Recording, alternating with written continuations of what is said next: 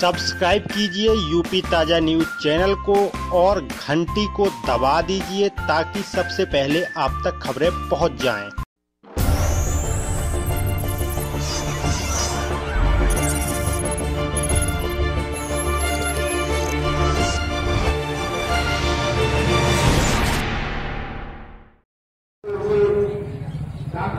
को नमन करते हुए आज राजनगरी में समाजवादी विकास विजन तथा सामाजिक न्याय यात्रा के इस अवसर पर हम सबके बीच में आज के इस कार्यक्रम की अध्यक्षता कर रहे बहुजन समाज पार्टी के जिला के उपाध्यक्ष डॉक्टर सुल्तान रोड साहब, हम सबके नेता,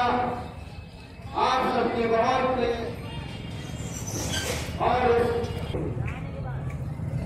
अवसर पर जहां लोकसभा के चुनाव की शुरुआत शुरू हो गई हो और ऐसे अवसर पर जब देश और प्रदेश की राजनीतिक दिशा को बदलने के लिए बहुजन समाज पार्टी की राष्ट्रीय अध्यक्ष सुश्री बहन मायावती जी, हम सबको नेता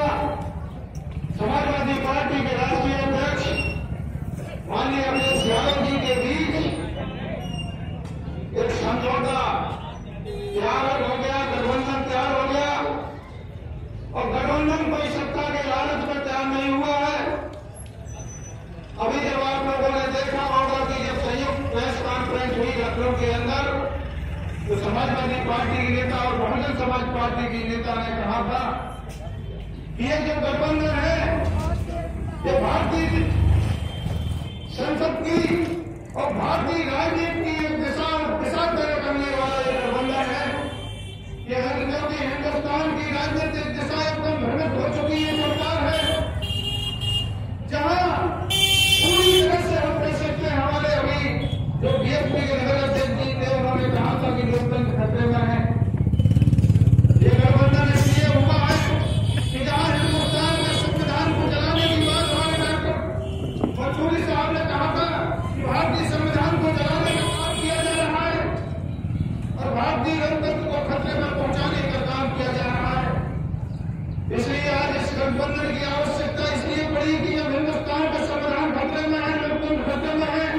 तो इसको किस तरीके से बचाया जाए।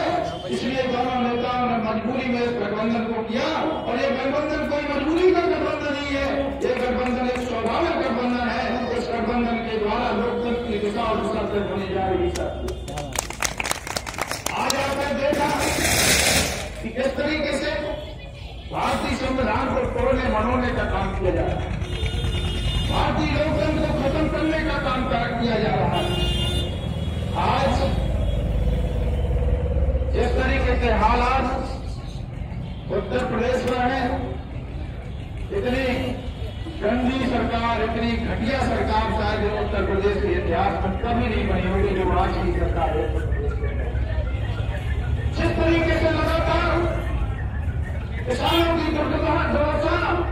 वक्त से वक्त होती चली जा रही है, जहां किसानों के लिए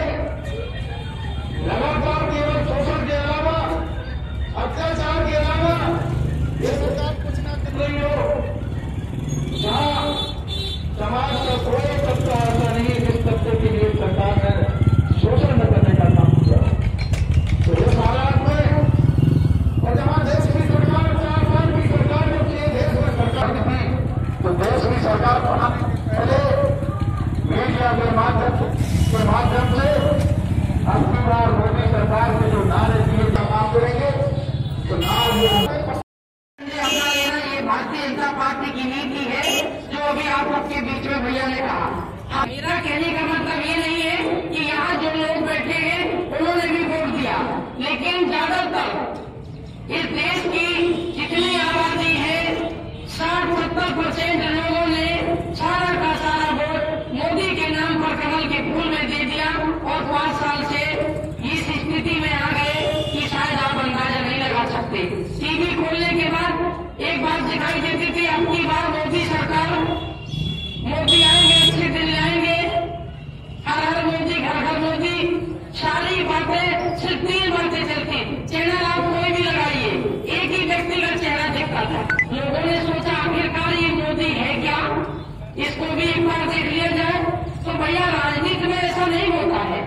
कोई खिलौना नहीं है कि ये क्या चीज है, हम एक बार देख लें। ये देश की महापंचायत, देश की सबसे बड़ी कुर्सी पे, राजगद्दी पे आप लोगों ने जिनको बिठाया है, ये कोई खिलौना नहीं है, देखने की चीज नहीं है, जो उत्तर प्रदेश और देश की जनता ने देखने के नाम पर वोट दे दिया। और वोट देने के बाद हमारे उन्होंने कहा अच्छे दिन आएंगे।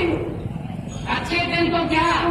वो तो कभी नहीं आए, लेकिन किसान और गरीब मजदूर और छोटे व्यापारियों की नींद जरूर खराब हो गई, वो भी रात की।